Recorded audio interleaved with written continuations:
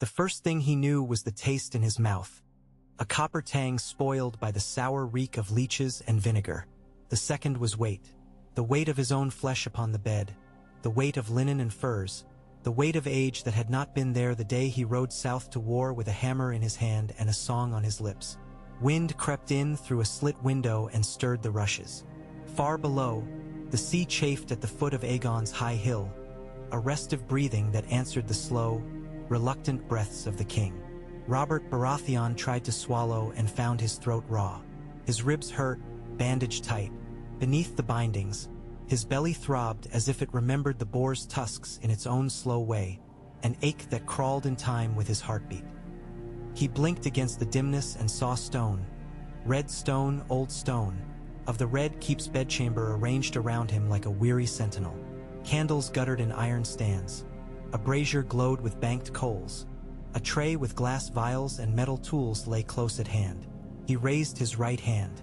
Stiffness resisted him. Bandage wrapped the forearm where a tusk had torn him. The hand itself was still the hand of a man who had trained with hammer and blade. Thick-knuckled, scarred. But even his calluses had softened with kingship. He heard the rustle of robes before he saw the man. Maester Pycelle, bent as a scythe, emerged from a shadow, his lynx whispering.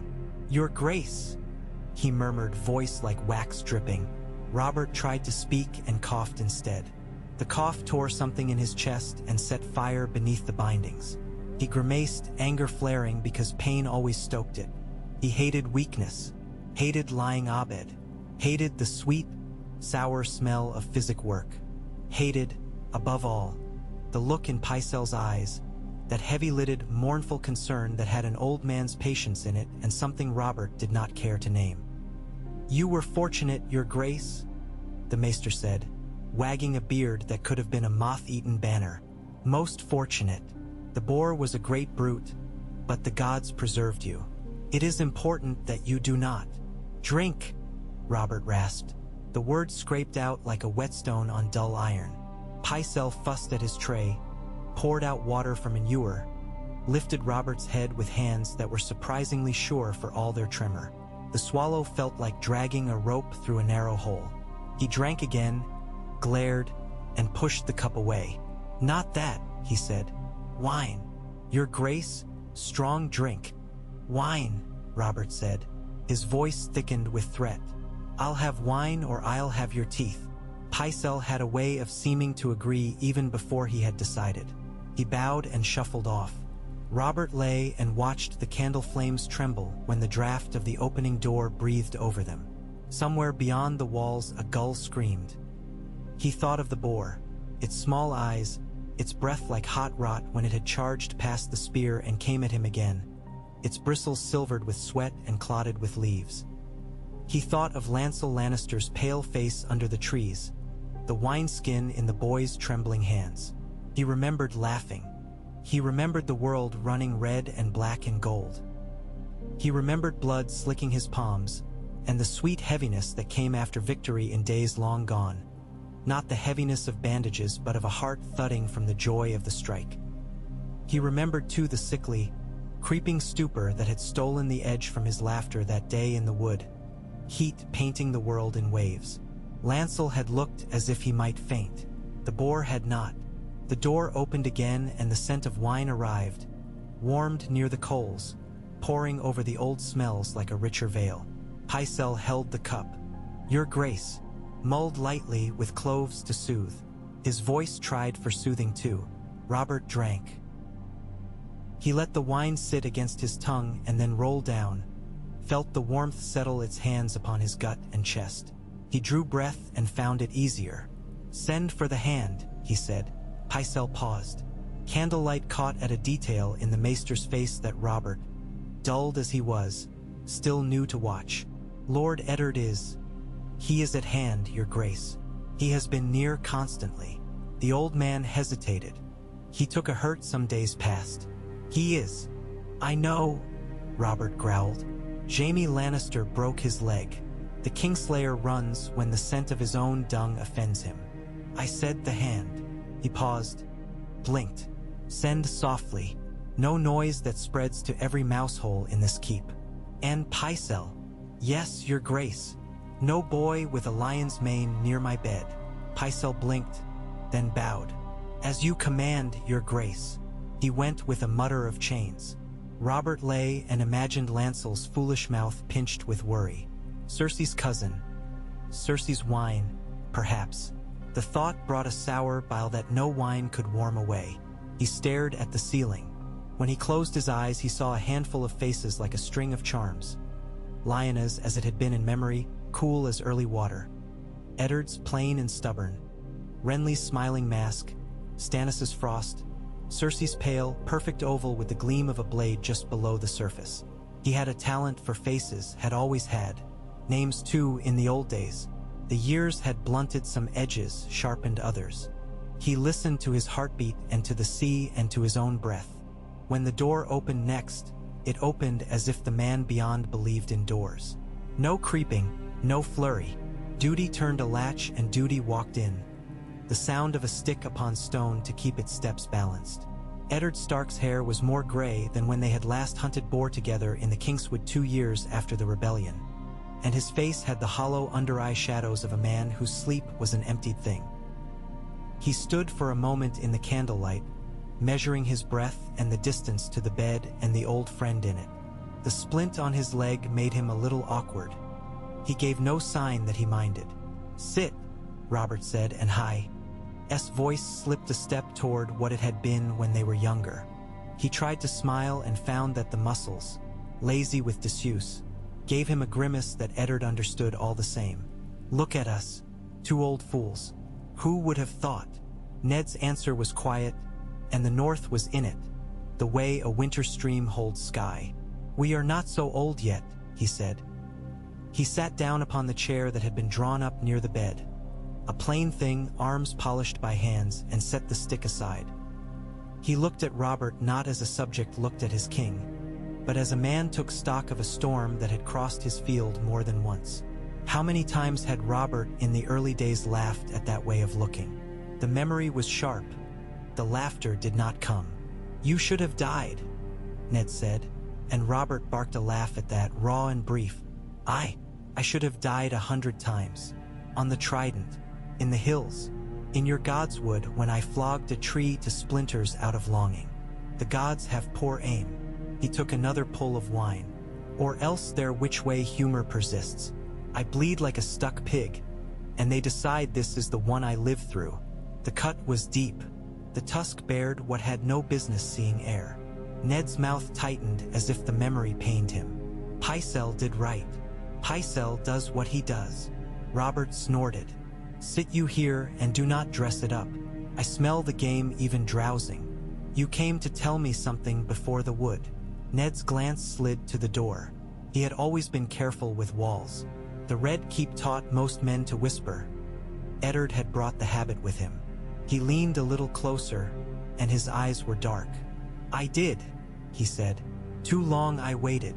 Robert tilted the cup, considered the small eddy inside. "It's gotten worse, then."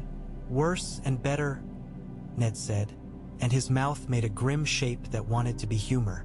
"You yet breathe. Tell it." Ned told him in simple words, so simple they would not have excited any man who longed for courtly tales, and so sharp they cut clean. He spoke of a book of names and hair colors kept by those who kept such things, of bastards in the city with hair like a crow's wing and eyes pale as winter sky, of a boy at an anvil, his arms straight as a spear, his face a reflection Robert had not known was still in the world. He spoke of Jory's death, and Robert's jaw hardened and his throat clicked, and the pain in his side grew claws. He spoke of Cersei in the Godswood, and Jaime in the streets, and a truth that had crept from behind a tapestry and refused to be stuffed back there. He did not say all he had thought. That had long been the difference between the two of them, but he said enough, and his eyes held steady all the while on the man in the bed. Robert did not interrupt, not once. The wine cooled in his hand and then warmed again as he forgot to drink. His fingers tightened on the cup until his knuckles went pale. When Ned finished, silence lay between them like a block of ice. It sat there. It put a chill in the room that no brazier could cook away. "She said that," Robert asked when the silence had begun to feel like an animal that required care. Food, a pat upon its ugly head, or else it might bite the first hand that moved. She did, Ned said. The boy is not mine, Robert said. He did not put a question mark to it. He said it the way he might say the sky co-stars on clear nights, as if repeating a thing he had not wanted to see but knew now he could not pretend away. Nor the girl, nor the little one.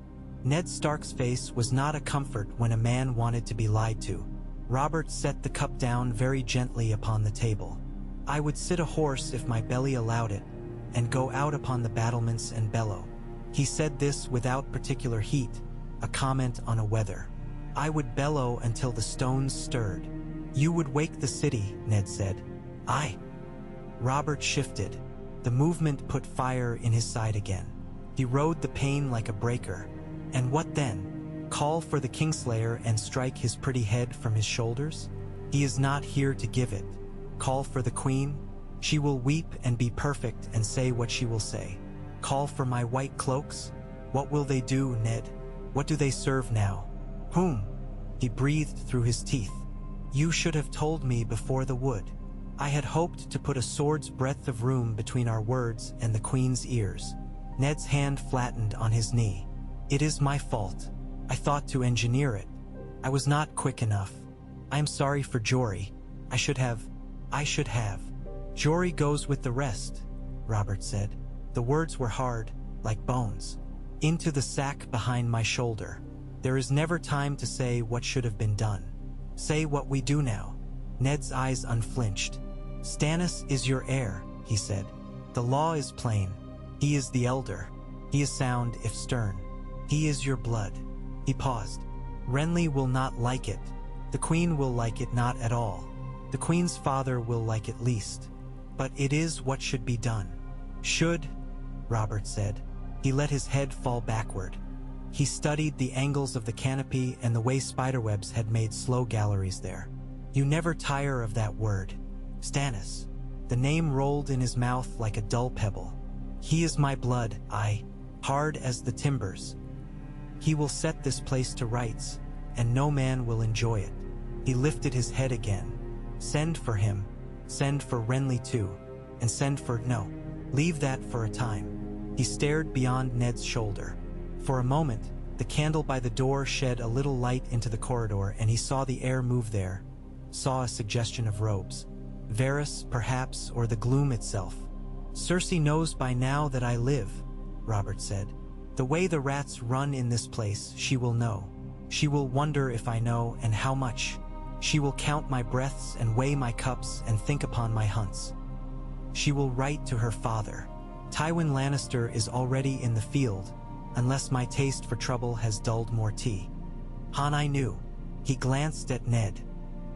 He sent his dogs to burn the Riverlands under my banners? Under his own, Ned said. But men say his coin paid the mounts and feed. I sent men to bring him to justice. You did, Robert said. A king should have sent a host. He drew breath slow. We will do this another way. Quiet first, then louder. He raised a hand and crooked two fingers. Send for Barristan. Send for Lord Commander Barristan and for the Lord Captain of the City Watch. Janos Slynt. His mouth twisted around the name as if it tasted like something that once had been meat and had been left in a gutter. We will see which way the wind takes their cloaks. Barristan is true, Ned said. He will not fail you. He is true to kingship, Robert said. There is a difference. He will hold the wall under a storm and not ask what the storm protects. He rubbed at his temple. Slynt. Littlefinger has him by the purse or the other way about. I will know which. Littlefinger serves himself, Ned said. Noted. Robert lifted his hand again. And you, when you leave here, have Pycelle's poison boy turned out of my antechamber. Tell them the king does not like the smell of lions in his wine. He bared his teeth. And find me another boy who can pour without pissing himself. From the kitchens. He need not be pretty. Ned nodded once. I will see it done. He rose. Pain etched itself at the corners of his mouth when he put weight on the splinted leg. Robert's gaze softened without his permission. "You look worse than I do," he said. Ned almost smiled. "I doubt it." Robert watched him hobble to the door. "Ned," he said, and the word was a reach. His friend paused and looked back. Robert tried to weigh a dozen things with a sentence and chose the lightest. "Do not let my temper do our work for us. Not this time." "I will not," Ned said, and he was gone, carrying with him something of the cold that followed him from the north and something warmer too. It left the chamber a breath easier to stand. Cersei Lannister learned of the king's continued breath not from Pycelle, and not from her own cousin, whose nerves made him worse than useless now, but from a seamstress who had a brother on the night watch at the door of the royal bedchamber, who had a lover in the kitchens, who had a talent for binding knowledge up with thread and letting it lie until it pulled something useful. The seamstress murmured between pins. The queen's women listened, and within the hour Cersei was alone with her thoughts. She arranged them as she arranged her hair, with care, with cruelty, and with a mirror before her to ensure they pleased her. She sat near a window that looked out away from the sea and down over the city, and the sun laid its hands along the roofs like a mother soothing a restless child. King's Landing in the soft hours was almost handsome. White gulls wheeling, the masts of forest, smoke lying low. The red keep turned its face to the light like a cat to a hearth. Cersei wore green today. It flattered her. Her reflection was a cool lake with a mask upon it. In the glass she saw her beauty and believed in it as she believed in a lever she could place beneath any man's pride and lift. He lives, she thought. Varys had told her in his way, hands like soft spiders, voice like oiled silk, that the wound had been grave. Pycelle had oozed sorrow that looked almost like pleasure to her eye. Lancel, poor, proud boy, had knelt and wept at her feet, and his tears had annoyed her because they were untidy. But the boar had not done its work, or else the gods had decided to exercise their sense of mischief. The gods were fools. She remembered what Eddard Stark had said to her in the Gods' Wood. Remembered every word, remembered the contempt in his voice when he spoke "your brother" as if it were mud, and her hands went white upon the arm of the chair. She had not believed that Ned would go to Robert. She had known he would. She told herself both things and found a way to hold them in the same hand because she was Cersei and had made a home in self-deception when truth displeased her. She rose and crossed to the table where letters lay. Some were read and set aside. Others waited for her seal. She lifted one that had gone 2 days past only to the far side of the city, to the great sept, to a mother who had 6 sons and only one left to her, and that one a boy timid as a fawn. Another letter, sealed in green wax with a lion's head, to the gold cloaks. She slid it under the first, considered its weight, removed it again. Letters were arrows. You loosed them and waited for an answer at the flesh. Lancel stood at the doorway. He had the sense not to enter unannounced.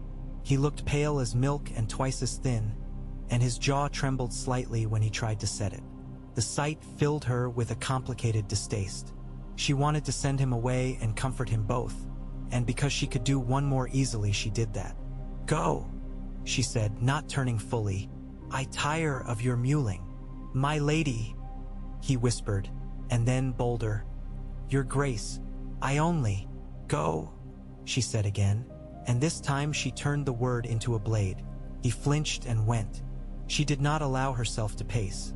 Pacing raised the color in her face and gave away to herself that she was troubled. She thought instead, if Robert lived and learned, then one of 2 roads awaited her: flight or the flinging open of jaws. Flight offended her pride, and pride was a draft she could not forgo. But she was not fool enough to trust to her pride alone. Jaime was gone south and west to their father. The thought of him burned. She used the heat. Without Jaime, she could not rely upon steel within the red keep to answer to her hand. Not entirely. She had Ser Meryn and Ser Boros, and she had Pycelle, and she had, somewhere, Littlefinger, although one never quite had Littlefinger at all. Joff would stand with her because he could not imagine any course but his own will. And Tywin, the Wyn would be a tower to her if she remained his blood and the mother of heirs. And if she were revealed to have given the king none?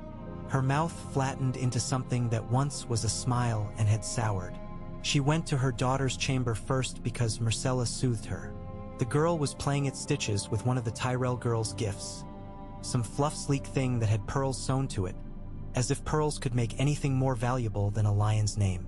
Myrcella looked up, all sunlit hair and thoughtful eyes, and smiled in that way she had that wounded Circe even as it warmed her. Circe knelt and adjusted a fold by the girl's shoulder. "Hold your needle straight," she said, hearing her own mother's voice and despising it. "You'll prick yourself." "I won't, mother," Myrcella said gently, as if Circe were a child to be humored. From there she went to Tommen. Tommen slept, sprawled with sheets tangled around his sturdy legs, mouth open a little. His lashes lay on his round cheeks like the shafts of small arrows. Circe watched him in that quiet way mothers have, as if the watching could set a ward around him. He muttered something in his dreams and turned over, and her eyes stung. "I will not lose you," she said very softly, so softly that even her own heart might not hear it and mock her. Joffrey she found in the yard with the hound. Sandor Clegane's face was what it always was, a half-ruined castle wall with a watchful man peering from the parapets. He watched Joffrey as you watch an animal that believes it is tame because it has seen a collar. Joffrey had no sweat on him despite the heat.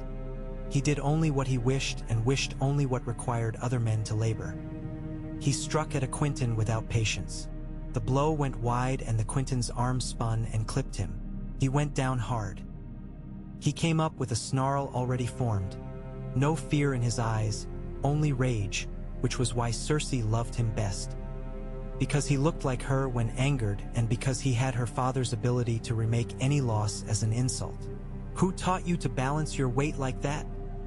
the hound said, mild as a man discussing weather. "Only a maester as blind as Pycelle would let you ride past a Quentyn like a sack of grain." "Silence," Joffrey said. He did not shout. He did not need to. The word cracked. "I'll have your tongue." "You can have what you can cut free," Sandor said, deadpan.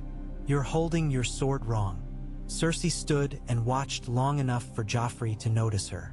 When he did, he smoothed his face into something proud and careful and turned it toward her like a shield.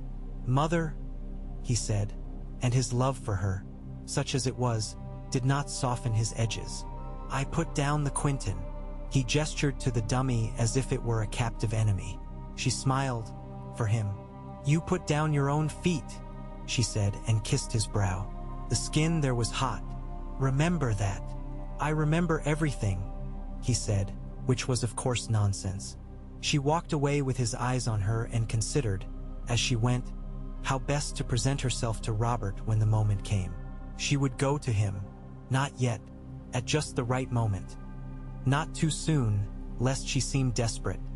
Not too late, lest he think she feared him. She had a gift for moments. She would wear white, no jewels. They would mock him. Her hair unbound would read as supplication.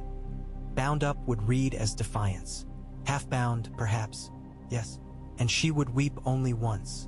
Not at the beginning, at the middle, in the small council chamber beneath a blaze of torches. Littlefinger counted coins with his eyes and smiled at something only he saw. The great table was a boat-shaped slab of dark wood that had seen 100 hands slap it in anger and lean across it in deals. Varys drifted in and out of lamplight like a robe that had unstitched itself and learned to move. Renly Baratheon's chair was empty. Stannis's was never filled in these days. He had not cared to sit and be outvoted by men who enjoyed it. Pycelle nodded over a list with names of merchants whose ships had been impounded and released after a small taste for the crown. Janos Slynt did not sit. He stood by the door with a gold string of rank peeking clumsily from beneath his cloak and watched the room as if it might do something without him. Ser Barristan Selmy stood too, nearer the torches, his white cloak a banner of something older than any of them. He had the face of a man who had fought for his king longer than most men had been alive and had learned to stand where he stood regardless of wind. When Eddard Stark entered, slow for his leg, the room stood in pieces. Littlefinger did not rise but tilted his head in an amiable enough angle. Varys clasped his soft hands. Pycelle made a half move that might have been deference. Barristan nodded. Slynt glanced away and back again. His Grace summons Lord Commander Selmy and the Lord Captain, Ned said. He did not look at Littlefinger. He looked at Janos Slynt until Slynt looked away. Now? Littlefinger made surprise a toy to toss and catch. The king must have recovered his humor. The king has recovered his sense, Ned said, and did not smile. Janos Slynt's thick mouth moved as if forming a refuse of words. The Lord Captain has many duties, he began. Then, seeing the flatness in Eddard Stark's eyes, swallowed them. But I am the king's servant, he added, like a man reciting not a vow but something he had found written down in a nice hand. Of course. They followed Ned through corridors around which rumors pooled like water in a low spot. Servants who had been busy became suddenly busier when the white cloak passed. Varys floated behind them with a faint fragrance of something floral. Littlefinger had his hands behind his back and walked as if he had been the one to order this all and were pleased at the progress. At the bedchamber door, Ned lifted a hand. The Lannister boy. Lancel was not there. A tall boy from the kitchen stood awkward as Colt, eyes big as plums. Ned nodded to him. The boy flinched as if praised were punishment. Inside, Robert had had time to work himself to a temper and time to let it ebb. The ebb left him dangerous. He looked at the men and saw himself, 20 years and a crown ago. Hammer in both hands, his arms black with blood, his teeth shining because he laughed with them. He had never been so dangerous as when he was most amused. He was not amused now. Barristan, he said. Your Grace. The old knight bowed, his cloak pooling about his boots, his sword a line of light. You have kept faith, Robert said. He tasted the truth of it like steel, and it tasted good. You have kept the faith when other men traded it for coins or wives for their cousins. Barristan Selmy inclined his head. It is my honor to serve your Grace. And you have served kings whose houses set men to killing one another over the matter of whose fathers lay with whose mothers. Robert's mouth thinnered. You know the shape of loyalty as well as any man alive. Tell me, what would you do if a king's wife had lain with another? What would you do if a king's son were not his blood? The room took a breath and kept it. Barristan's gaze did not flicker. He had spent a lifetime looking at blade edges. His eyes were not put off by any sharpness. I would defend the realm, your Grace, he said. However your Grace commanded. The realm must be kept whole. A knight does as his king bids in such matters. He paused, and prays that his king be wise. Robert let out a sound that might have begun as a laugh. Prayers, he said, the only coin the gods accept, and we never know their prices. He looked to Janos Slynt. And you hold the city around me. You decide whether rogues or honest men have the sharper knives. When I say turn out the lion's pets, can you manage it? Janos Slynt tried to calculate the wind and miscounted. The watch serves the peace of the city, your Grace, he said, glancing not at the king but at Littlefinger as a man glances at the steward who has the keys to his wages. We do as the hand commands. The hand commands you to be ready, Ned said. You will stand the men you trust in the places the Queen trusts them not to be. The Queen, Slynt said a little too loud. Robert took a breath, and for a moment the old boar came into his eyes. You will trust me to know my own mind, he said softly. The softness did what shouting could not. You will hold the city for the crown, and if any man says lion when he ought say king, you will correct him. Yes, your Grace, Slynt said after a moment that stretched like new leather. Send your best to the gates. Rotate the others where they will do no harm. Robert's voice roughened. Set stout men at the Tower of the Hand. I know the Queen has mice there. We will put our own cats in the walls. When Slynt had gone out into the corridor to bark orders and make a show of being a man whom the king trusted, Robert let his head fall back and closed his eyes. He felt Eddard's presence not as comfort but as a weight he had chosen to bear long ago. Barristan, he said without looking at the old knight, you will remain. I may have need of your sword if my tongue fails me. My sword is yours, your Grace, Barristan said simply, and the rest of you go, except for Varys. I wish to hear a spider's whisper. When they had gone and the chamber had settled, Robert opened his eyes upon the man who had sold kings and bought safety for himself in the same breath for more years than Robert had been a king. Varys had the look of a man never truly in his own body, always a little uncertain upon the earth, as if thinking of threads and not of stone. "Your Grace," he said, and his hands floated. "You have known this too," Robert said, and the words had an iron steady heat. "Do not waste my time by denying it. Your little birds sing." "What song did they sing to you?" Varys bowed his head low enough that the candles made flickers upon his scalp. "I suspected, Your Grace," he said. "I suspected long. I could not as a poor rag for a clever man to roll about in when the halls are cold," Robert said. "You will tell me what she plans now." "The Queen is prudent," Varys said. "She will seek to keep herself between Your Grace and Your Grace's heirs. She will seek allies in the city watch. She will write to her father. She may seek to remove the hand, if she believes him to be the source of Your Grace's new resolve." His mouth tried on pity and put it away. "She will not rely on mercy." "She should not," Robert said. He rubbed his eyes with his fingers and then stopped, forcing himself to leave them open. "The boy," Varys's voice was very soft. "He is proud, Your Grace. He is as a sword that has never known whetstone or oil and believes itself keen. He is brave after his fashion. He loves to be watched. He will be king of nothing if he sets his foot wrong," Robert said. "We will keep him in my sight. That will be enough." He lifted his head. "You will carry my words with your own lips to Stannis on Dragonstone. I do not trust ravens. I do not trust paper. I do not trust any man who wears a lion upon his chest. You will go by night with men I name. You will tell Stannis to bring his ships to the Blackwater with no banners raised and his oars muffled. You will tell him I need him for law, which is what he loves, and war, which is what I have loved more than is good for me." Varys blinked very slowly, like an owl. "If I go, Your Grace, I cannot be here to." "You are always here," Robert said, not unkindly.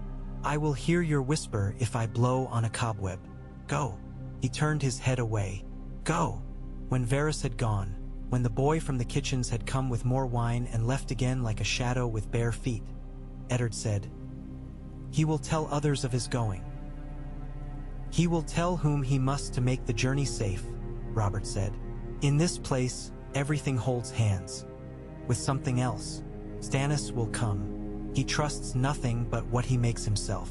If he hears it in a tale, he will not come. If he hears it from a gull, he will not come. If he hears it from a man who would not trouble himself to lie for me unless it served him, he will come." Robert breathed and let the breath out through his nose as if he had forgotten this skill and just remembered. "Go, Ned. Set men as we said. Send word to Renly to come as well. Tell him there will be a feast and a fight, and he never could resist either." He lay after that and listened to the castle. A castle is a living thing. It has bones and blood. Besides, keeps its own counsel. The Red Keep had learned to be patient. It had seen too many men think themselves its master. It listened with him. When he finally slept, it was as if a great animal permitted him, for a time, to lie with his head upon its flank in trust. At Castle Black, the night was a presence that moved and breathed and worked its will on men. The wall hummed with cold, a low singing that had no sound and yet made the teeth ache. Jon Snow stood with his hands upon the crenellations until the tips of his fingers hurt and then grew numb. Ghost moved like wind along the parapet, as white as the world around them and yet warmer. Jon could feel the heat of the direwolf when he bent his hand and set his fingers into that fur. It was a heat that soaked into him, fierce and hidden. A raven had come that morning, wings black against the gray of the sky, and brought with it two messages, one for the Lord Commander and one for him. The Lord Commander's message was words about ships and the king's health and a seal broken and resealed by hands that smelled, somehow, like some herb from the south. His own message was in a hand he knew as if it were the shape of his own heartbeat.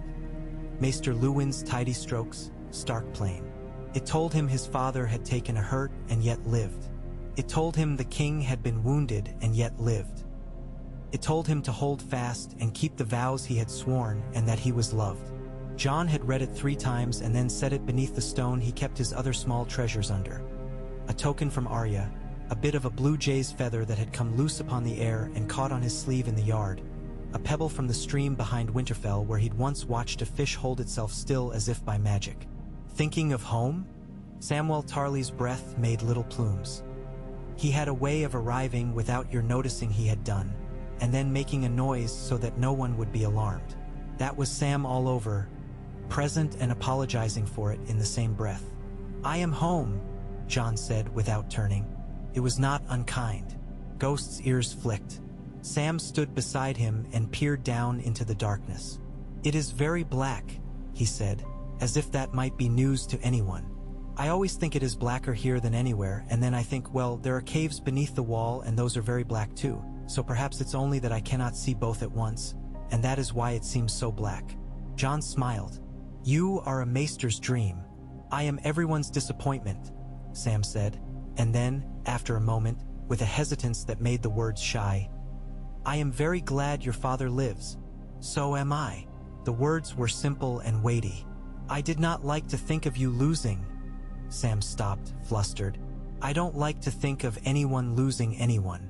I don't like to think of the Night's Watch being so far from everything a man might wish to keep safe." He paused again. "If I were a brave man."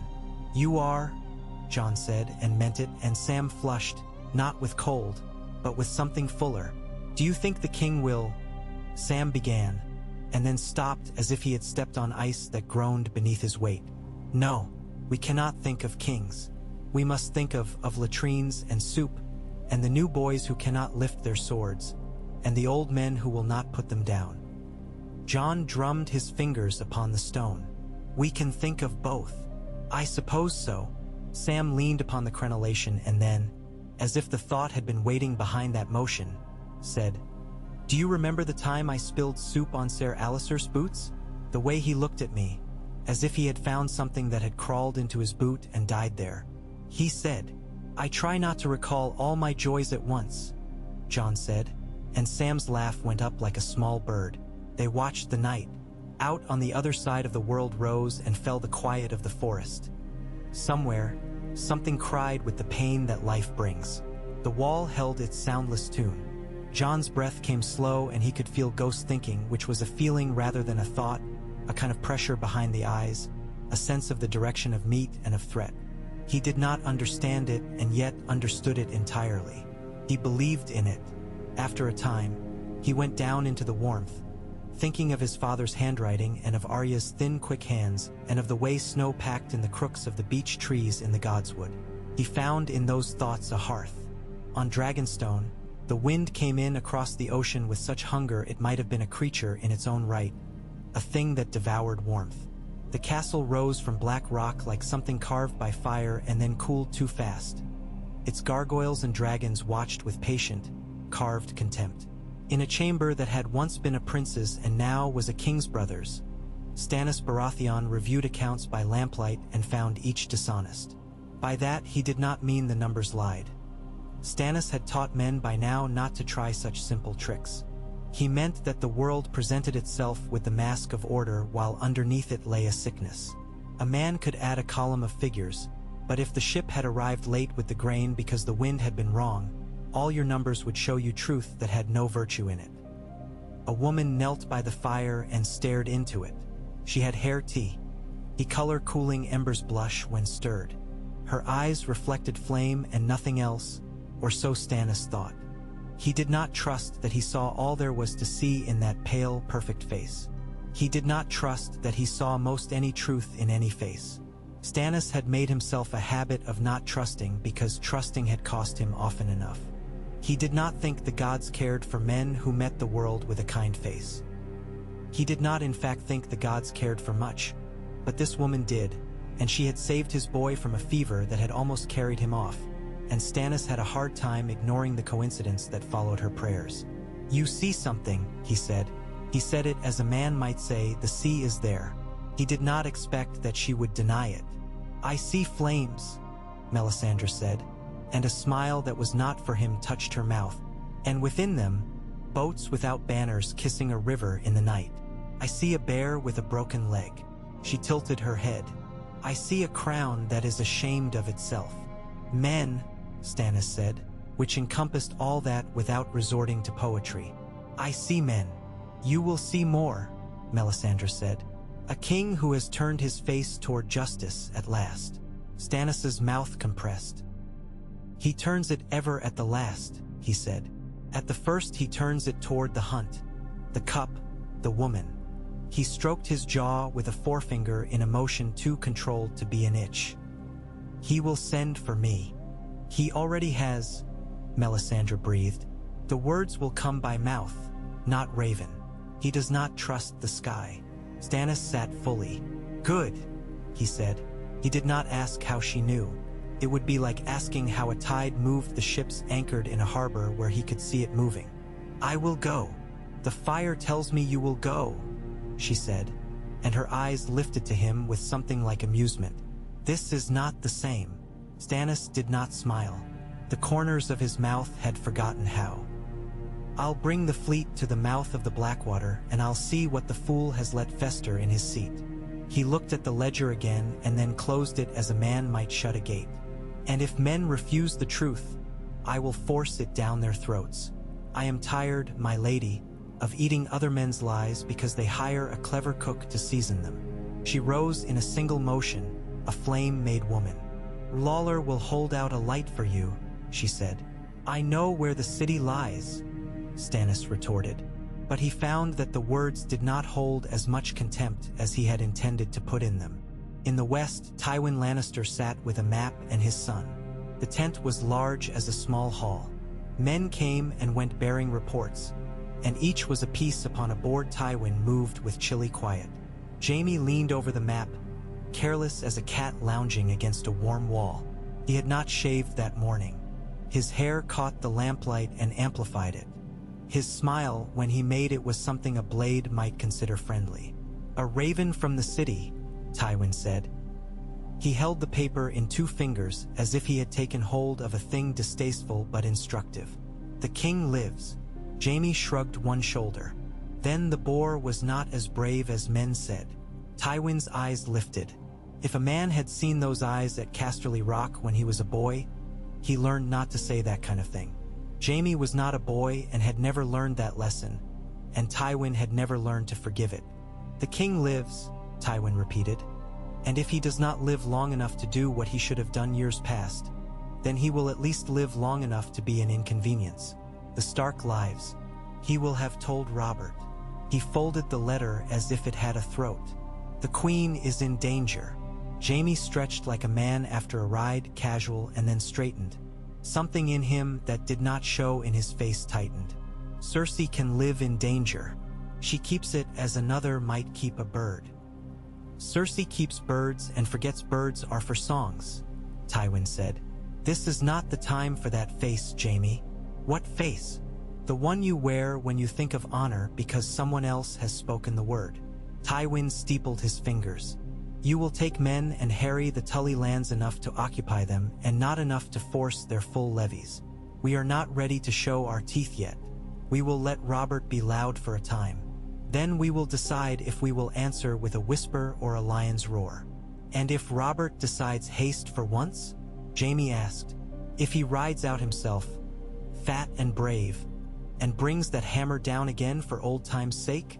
Then your sister had best have chosen her moments well, Tywin said. And you had best learn to be a soldier again, not a hero. Jaime's smile returned, slow. I never forgot, he said, but when he thought of the Red Keep, its towers, its turns, he thought not of the throne that had cut his legs and the king whose blood he had worn, but of a girl with hair the color of a sun that had decided to stay a little longer in the day. He touched 2 fingers to the map where the city lay and then removed them, as if he had burned himself. In the Red Keep, Sansa Stark folded clothes that had been folded already and worried them smooth with small, intent hands. She had always been good with her hands. She made things beautiful. She liked when things were beautiful. It made them feel as if they might be safe. She had learned now to be gentle where she once had been merely careful. She touched the blue silk her mother had sent, blue as a robin's egg, with a tenderness that surprised her.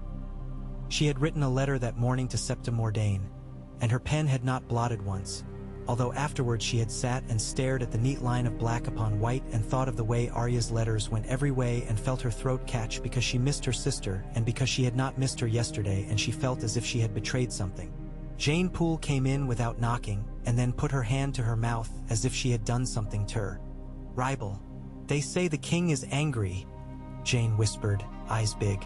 "They say he threw a cup and it hit the wall. They say the wine ran down the wall like blood, and there are servants betting." "You should not repeat everything you hear," Sansa said very carefully. Not like a Septa and not like her mother and not like Arya, like herself. She had been trying to learn how to do that here where everything had an edge. "It is not ladylike." Jane nodded and then couldn't help herself. "They say the queen is crying. They say the queen is not crying at all. They say Ser Meryn is drunk. They say." Sansa put the cloth down and took Jane's hands, which were cold and a little damp. "We will have cake," she said, as if this were armor. "We will sit in the sun in the little court where the olive tree grows, and we will have cake. I think there is lemon. I like lemon. You like lemon too." Jane looked at her as if she had been offered a blanket. "I like lemon," she agreed, and Sansa smiled. And in that small smile there was bravery. Arya was in the small hall where Ser Meryn was not, because she had learned when Ser Meryn was and was not there and had folded the knowledge into her day. Syrio Forel moved as the wind moves when it is pleased with itself. The wooden swords touched and ticked like rain at a window. Arya's hair stuck to her forehead. She grinned a feral grin that would have horrified the Sansa who liked lemon cake and would have made some other Sansa, perhaps the Sansa of later years, very proud. "Again," Syrio said, and he said it with such delight that it felt less like instruction and more like invitation. Down the corridor, footsteps grew and broke and turned like a little tide. Arya felt them in the boards through her feet. The Red Keep was full of footsteps. She had learned to tell some of them apart. This was a man who walked as if he expected the ground to give way and would not let it. This was her father. She lowered her sword. Syrio's eyes flicked to the door and back to her, and he moved his wrist in a motion so small you would not have seen it unless you had been taught to watch. She set the sword and made her face serious. She liked when father watched. She wanted him to watch her do well and be surprised and then not be surprised at all the second time. Eddard Stark paused at the threshold and looked in as if the room might be a trap. Arya ran to him and stopped just short of crashing into his injured leg because she had learned, with some difficulty, the shape of a patient. "Father!" she said, trying hard not to sound like a child and failing because she was a child and because she loved him. "Are you well?" "I am mending," he said, and he put his hand to her hair, which meant he did not mind the sweat. He looked at Syrio, and something like gratitude warmed his eyes, although his mouth did not move much. "I have need of you after you are done," he said to Arya. "There are things I must tell you. You will listen to me as if you were your sister." Arya made a face and then straightened it because father's eyes were sharp. "Yes, father," she said, which was like saying, "I will try." "Good." He touched her cheek, a soft, swift thing, and then left, walking like a man who had to think about where his foot would go next. Arya watched him go and felt the old, hot anger that life had given him a hurt when she had not been there to hit the thing that hurt him. She turned back to Syrio. "Again," she said, and Syrio laughed. She was very quick now, and she listened more. He had told her once that listening with your feet was as important as listening with your ears, and she had found that true.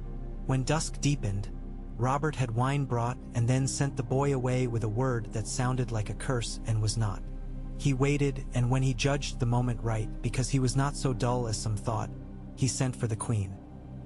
He lay and felt his body like a stubborn friend and made his face into the mask that had served him for years. He could be jolly when jolly did not come. He could be quiet when quiet did not. He did not often choose the latter. Tonight he let quiet sit with him. Cersei came as he knew she would, dressed in white with her hair bound partly up and a few strands lying about her throat like threads of gold left on a work table. He felt a sudden, wild urge to laugh because she had patterned herself as he had predicted, and the knowledge that he knew her so well offended him and pleased him like a familiar ale. She paused in the door as if to give him time to be struck by her entry, and then crossed the floor with steps that were measured and not timid. She knelt by the bed. She took his hand. Her hands were cool. "My lord," she said. Her voice was a sip of snowmelt. "Wife," Robert said, and if the word had ever tasted sweet in his mouth, he could not recall it. "You look well." "I have not slept," she said, which was a lie, but an artful one. "I could not, when I thought." She let the sentence die in the air as if grief had smothered it. Her eyes shone. She kept them from overflowing. He admired the skill as a smith admires another man's hammer. He did not admire the use. "The boar was a poor shot," Robert said. "Else you would be rid of me." She let her eyes widen very faintly, as if he had struck her. "How can you say such?" she whispered. "How can you be so cruel? You are my lord. You are my husband. You are the father of—" She stopped, but too late to mend it. He turned his head and looked at her full. "No," he said. She stilled. The motionlessness was exquisite. "No." He felt something like a tide rise in his chest. "You will not say that.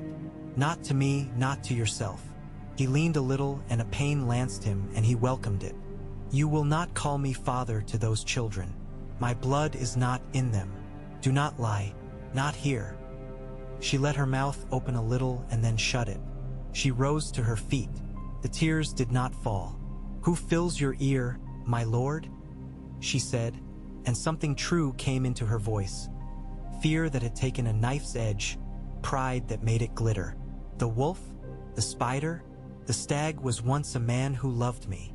"The stag loved a memory," Robert said, and Cersei's face flinched as if he had put his thumb into a bruise. He had not meant to do her that honor. Truth works its mischief regardless. "You would have had me die in the wood," he said, considering the words as he put them down. "You sent your boy with wine and told me to drink because you know me. You have always known where the hole in my armor was." It was a guess and more than a guess. He watched her to see whether it struck. She found that old stillness again and wrapped herself in it. "My cousin poured your wine," she said, "as he has these past months because you prefer the taste of it poured by a fair hand. I told him to stay near. I did not tell him how much to pour. You poured it into your own mouth. He was always a foolish boy. If you did not wish to die, perhaps you should not have courted death." "I have courted death my whole life," Robert said. He had a better face in the old days. She smiled then, just a little, and the smile revealed the blade beneath. "You will send for Stannis," she said, "because you are Robert when you are hurt and Ned when you are well." "Stannis is my brother," Robert said.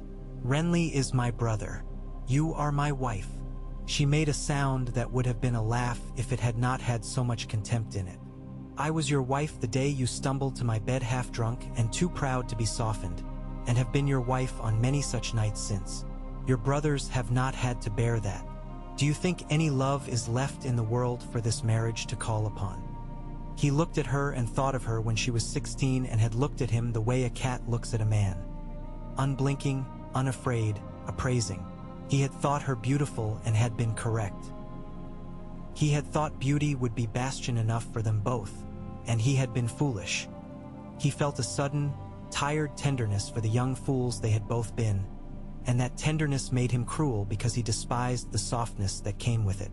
"You will not speak to the watch," he said, very calm now. "You will not leave the keep. You will not send letters without my seal. You will sit and embroider lions and tell yourself stories about how every man who looks at you wishes to be your collar. You will say nothing to the boy that fills his head with smoke. You will keep your temper as I will keep mine." "The boy," she said, and in that the mask slipped enough for him to see a mother's true face beneath, the face of the she-lion in the hills when hunters come too near the cubs. "You will not touch him," she said, and it was no longer a question or a dance. "He is my son." "He is your son," Robert said. "He is not mine. I will not touch him while he keeps his tongue and keeps his hands from treason. He will not sit my throne after me. We will find a way to keep him alive if we can. I owe that to the child he was. He had meant to say to you. Perhaps he had meant it. He did not say it."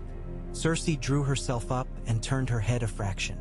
It changed her, and he was forced to admire the craft that had gone into it, the way a swordsman admires the parry that saves a man he hates. "You cannot unmake a crown because you have woken half sober," she said. "All the realm believes Joffrey is yours. All the realm will believe what I tell them. You are a tired man with a wound in your belly. I am a queen. You are a woman whose father sits outside my law with his banners and a belly full of grievance," Robert said. "Do not mistake your father's shadow for your own height." He let his eyes go over her once, slow.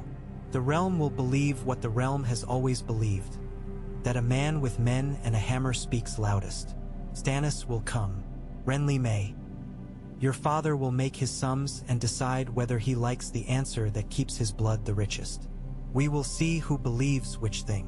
You will make war," Cersei said with a small, rueful twist of the mouth. "You will make war because you know no better song. Perhaps," Robert allowed, "perhaps I am only good for that. I will sing it for the realm then. Go, Cersei. Do not return until I send for you." She did not curtsy. She turned and left. The white of her gown moved like a flag in a windless hall. He lay and looked after her and felt empty and full at once. "Wine," he said softly, and the boy came running. The boy's hands shook only a little. Robert took the cup, drank, and let his mind slide in directions he chose. He chose for once to think of the north. He chose the long hall at Winterfell, the smell of meat and smoke and wet wool, the rasp of Ned's voice when the night went old. He thought of Lyanna's face not as it lay in death, but as it had been when she came in from riding, cheeks flushed and eyes bright with cold, hair tangled. He remembered telling her she would be a queen, and her mouth making that crooked shape that said she thought him an ass and loved him a little for the attempt. He could not have loved her then as he had told himself later he did. He had loved the idea that something wild and good could be won by force and would then sit quietly by his hearth. It had been a boy's love. It had been a king's folly dressed in a boy's clothes. He thought these things, he let himself think them, because he found that the pain in his side was easier to bear when the pain in his chest had an honest name. Night lay upon the city like a cat upon a lap it has decided it likes well enough. Torches limned the walls. The sea kept up its whisper. On the steps below the Tower of the Hand, men of the watch stood with their spears at an unfamiliar angle in their hands, as if the hafts were telling them something new. Janos Slynt walked among them and tried on a dozen faces to see which one best suited a captain whose king had looked him in the eye. He settled on the one he used for funerals. Littlefinger observed from a balcony, made a note in his mind, and then removed the note, because his mind kept only the notes that paid interest. Varys left by a gate men who had not been paid well enough to be curious guarded. He moved like a half-forgotten memory and took with him a purse full of gold, a satchel of dried figs, 3 names and a lie, and no weapon more lethal than his voice. Sansa and Jane sat under the olive and ate lemon cake while the evening softened. Sansa told Jane half a story about a lady and a knight, then stopped because she did not know the end. Jane did not mind. She and Sansa shared the cake as if it were easier to share fear when one's fingers tasted of sugar and lemon. Arya practiced with Syrio in the dusk until the candles were lit and she could see not much more than the movement the wood made and the memory of where Syrio had been. She learned to strike where he would be next and laughed when she missed anyway. She thought of home and of the road that had brought her here and did not wish to go back and did not wish to stay, both at once, and felt the world large with possibilities. Eddard Stark wrote a letter that he did not send. He folded it and sealed it and then held it a long time before the candle and finally broke the seal and burned it. He thought of duty. He thought of love. He thought of a place where the two had once been the same and of the long years since when they were not. He slept fitfully and rose early, pain making a small, familiar friend of him. At dawn, the bells rang from the Great September for no particular reason, Bells rang sometimes because bells exist to ring, and because men like to be reminded that the gods are there whether men speak to them or no. The city woke to the smell of bread and fish and dung. In the yard, Joffrey's voice rose, sharp as a gull's. Cersei sat with her women and listened to them chatter, never once letting her mind rest. To her mind, rest was akin to surrender. To Robert's, rest had once been like drowning. Now it felt a little like floating with the sun warm on your face and a promise of waking. The second day after the boar, Stannis's first ship with muffled oars came into the mouth of the Blackwater at night like a seal surfacing. Men whispered on the docks. The city had heard many things, but it had not often heard the sound of no oars in many boats. On that same day, a letter went out from Tywin Lannister's camp to the men who needed to be moved on the map, and a letter went out from Renly Baratheon to Mace Tyrell congratulating him on the new cherries in his orchards and mentioning nothing else of import, which told more if read by an eye that knew how to read than if it had mentioned armies. On that same day, Varys spoke to a fisherman's wife and a child who had fingers for knots, and to a man with an honest face and a dishonest heart, and to one other whom no story would admit existed. On that day, Sansa learned a new stitch that would, if she continued it, make a pattern like a small path winding through a dark wood to a small house where, depending on who told the tale, you would find a witch with an oven or a wise woman with soup. She thought it would be pleasant to sit in a small house and eat soup with a wise woman. She thought it would be brave to be the witch instead, if the world insisted. She did not know yet which she would be. On that day, Arya ran a length of corridor to fetch a thing for her father and passed a guard whose face was wrong. She did not know why it was wrong. She only knew that it was.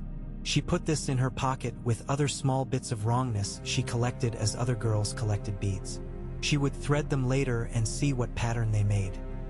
On that day, Cersei stood on her balcony and watched the city as a general looks upon a field and decided which part of it she would set alight, if she must. She felt the wind lift her hair and thought of a tent in her father's camp, the smell of wax and leather, a map with little lions carved of bone. She wondered, as she rarely allowed herself, whether she might yet find a way to have all of it. Safety for her children and victory for her pride, and the ruin of those who had made faces at her in those halls where she had been paraded like a mare. The wondering tasted like honey with a knife edge somewhere beneath. On that day, Robert Baratheon asked for his hammer. It had a place in the Red Keep, in a room where the trophies of his other life had been hung as if this life were a pause in a hunt. Men fetched it with care. He took it in his hands. It was heavy. It had always been heavy. He felt the weight settle into him like a thing he had been waiting secretly to have explained. He lifted it once, twice. His wound spoke up. He did not drop it. He held it and then let it rest against the bed. "I should never have put this down," he said, not to anyone, not even to himself. He said it to the air, and the air remembered, and a breeze carried the thought through the slit window and over the city and across the river to where the ships came and back again. Men could not follow such things with their eyes. The city felt them all the same. That night, the king and the Hand and the Lord Commander of the Kingsguard sat together, and the king said, "We will announce nothing yet," and the Hand said, "We will gather men." And the Lord Commander said nothing out loud and pledged his sword without speech. The plans they made were simple as bread and as fraught. They did not yet know that plans have a bone-deep hunger to become something else when men put them into the world. Under the city, deep, where stone keeps old cold in pockets, something stirred that was not a man's plan. Rats went through their rituals. Water found a new trickle and elbowed it wider. In the Red Keep, the bed where Ares had once dreamed of fire cooled and warmed, taking on in its wood the size of kings like rings in a tree. On the third day, Stannis came to the Red Keep by a postern Robert remembered only because he had used it to leave for the sake of a woman once. He walked with Melisandre beside him and 4 men behind. He smelled of salt and iron and something else, something like clean fire. He entered Robert's chamber without bending and looked at his brother not with love but with that stern measuring that served him when he weighed a beam and found it rotten. "You nearly died," he said. He did not say, "You are a fool." He did not need to.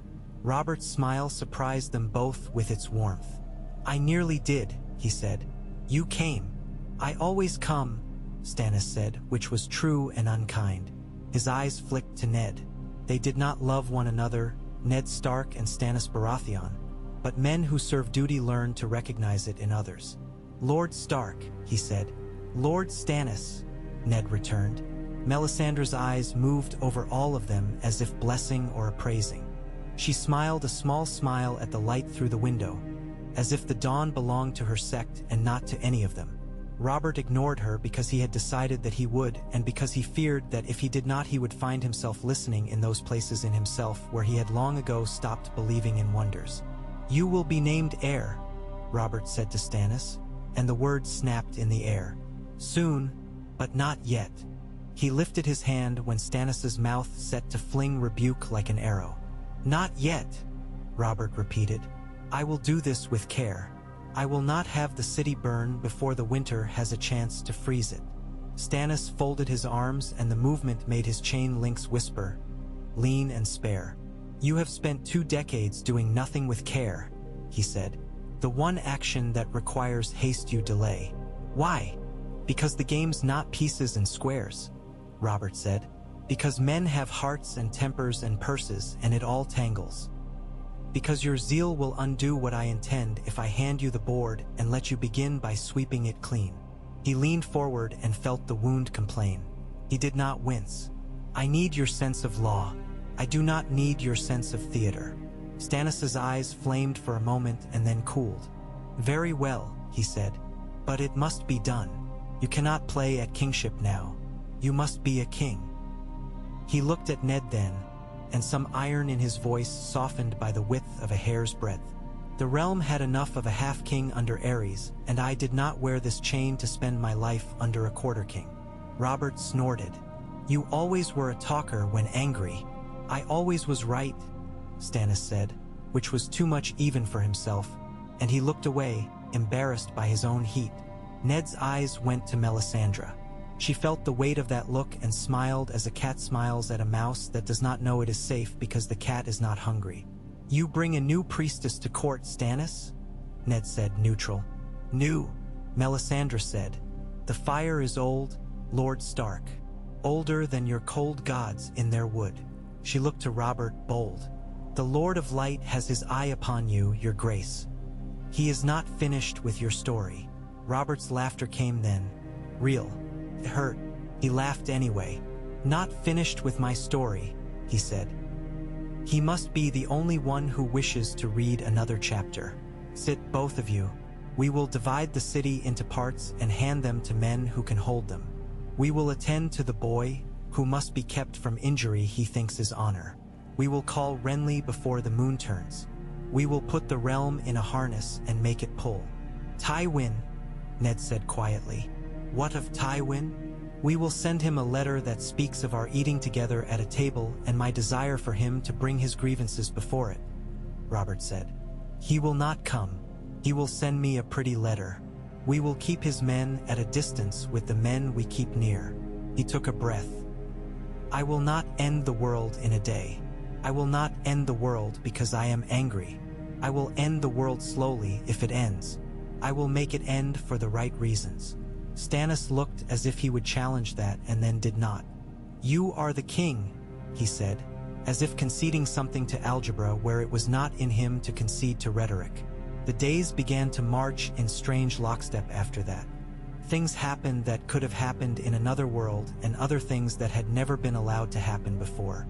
Cersei found doors closed to her that had always been open. She broke new doors and found inside them were only rooms that quickly became prisons. She spoke to Littlefinger and left him with a sour taste in his mouth, and he smiled and promised and made arrangements that served any eventual outcome. She sent to the Sept for prayers. She sent to the kitchens for wine. She kept Joffrey close and told him stories of treachery and of strength, and he grew taller upon them and looked down on all men, even the ones who taught him to hold a sword, and called it seeing truth. Renly came in a bright green cloak with flowers sewn up the lining, and spoke honey words that meant hard things, and made a road for himself in the king's court as a man builds a bridge with his laughter. He made a jest and under it a claim. He brought Mace Tyrell's men southward one feast at a time.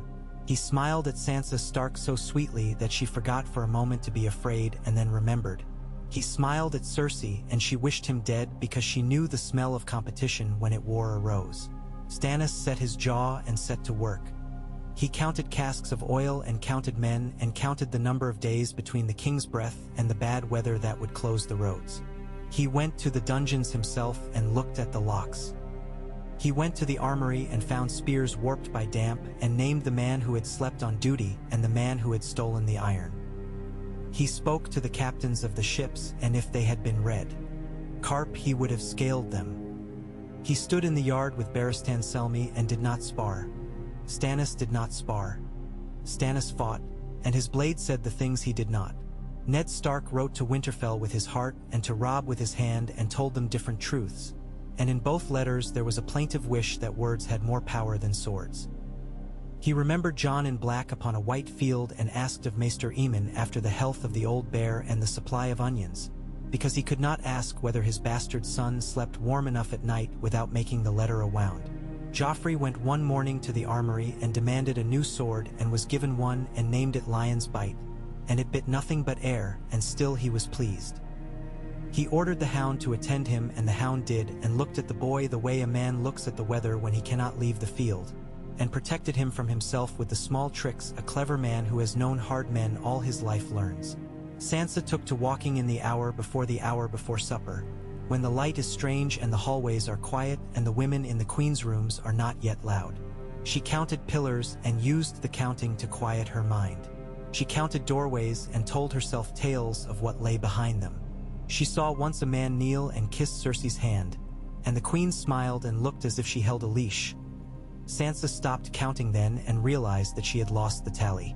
It frightened her a little to be without the number, and then it did not. She picked up another and followed it to her bed like a breadcrumb path. Arya learned to listen for a particular way a boot creaks when a man puts his weight upon it a certain way. Syrio taught her to step inside the range of a sword and not flinch. She learned also to sit with Septa Mordane for half of one afternoon each week and do her stitches and to be neat, because her father asked her and because she wanted, in her private heart, to please him. She discovered that she liked the neatness of a row of small, even knots, and disliked even more that she liked it. She told no one this, and it became her secret armor against herself. On a day when the wind had a bite that spoke of the cold months to come, Robert had the throne room cleared. He sat the chair with spear points at his back, iron twisted around him like the ribs of some enormous beast. He had hated that chair the first time he sat it and continued to hate it. Today he used the hatred as a steadying thing. Men came and bent the knee. Some men bent only their heads and said their words as if the floor offended them and they could not bring themselves to lick it. He heard petitions. He denied gifts he would once have granted because saying yes to sweets is cheaper than saying yes to justice. He granted a few things that made him uneasy because he could no longer afford to feel easy in anything. He listened for the stir of the queen's women behind the screen where the tapestries hung and heard none. He listened for the scrape of a sword behind him and heard only the weight of Barristan Selmy's stance and a hush that might have been Stannis judging. At the end of that day, he rose with sweat standing on his temples and went not to his bedchamber but to the godswood. He stood before the weirwood whose face looked down on him impassive, the mouth like a cut that had bled and then sealed. A hush lay there that did not exist anywhere else in the Red Keep. He had never placed any coin upon gods, not ever, not if he counted true. He spoke anyway. "I've made a muddle," he said. "I am going to put it through the press and see if I draw oil or remind men why kings drown." He waited as if to see whether trees answer. They did not, but the breeze lifted his hair. It felt like a hand making a rude gesture on its way to something softer. He snorted. He put his hand upon the tree as men do who ask it for aid. The bark under his palm was ridged and cool. "Forgive me," he said, "not for what I have done. I've done worse. Forgive me for what I mean to do. It will be bad enough done without guilt cluttering up the hall." When he walked back to the castle, he moved with less care. The pain was the same. His mind had found its seat upon it. A man can bear most anything when he has put it in a place inside himself where it knows its boundaries. So it began. Quiet first, Then louder. The Red Keep, which had been a larder of small treacheries and a wine cellar of old resentments, opened its doors to a different kind of day. Men who had forgotten how to work remembered. Men who had never been allowed to consider themselves beloved of their king discovered they liked the weight of being seen. Men who had been permitted to do as they pleased learned fear and scorned it, and then shaped themselves under it into something harder. Not yet did the city burn. Not yet did the throne bloody the man who sat it beyond a few small stings. Not yet did the queen unleash what she had in her. Not yet did the North decide that the South's quarrels were a thin soup to set upon their tables. Not yet did the wolves come out of the hills in daylight.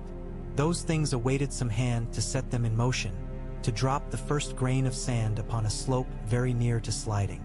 For now, 420 candles burned late into most nights, and men's shadows leaned long upon the walls, and the sea breathed, and ravens came and went, and somewhere far beyond the river and the bay a girl not yet a woman felt her child stir and wondered if the world would make a place for him. The world had a way of answering such questions. It did not always answer in a voice a mother would wish to hear. In the mornings, Robert pushed himself up and swung his feet to the floor and rested his hands upon his thighs and lifted himself a little farther into the day than the day before. He went to the yard under the guise of air and watched men hit wood with iron and Dee told himself they struck at the things he needed struck. He called his boys, Tom and Obedient, Marcella Curious, Joffrey Proud, and walked with them among the stables and spoke with grooms, and made sure men saw him do so, and did not speak to them of lineage or law or crowns. He told them about a horse whose left fore had once been a little weak and who had made himself the better jumper for it. He told them about a hound who had gone lame and learned a new job, a better job, because some dogs are made to guard and some to hunt and some to keep a man's feet from seeing too much cold. He believed not all of what he said and all of what he hoped, but he said it. He would do worse things soon. He permitted himself these better ones while he still could. He had made his choice, and this time he would not let his temper burn down the house around it. He had men who would set the fires for him when the time came with better aim. He had men who would carry water. He had a hammer and he had a throne, and he had time, measured in candles and nights and the spaces between breaths when he woke and felt that he yet lived. Above the city the gulls turned. The sea chafed at its black stone lip. The day came, and then the next, and in the space left between them there was room made for trouble and room made for grace. As ever, the world did not choose. The men within it would.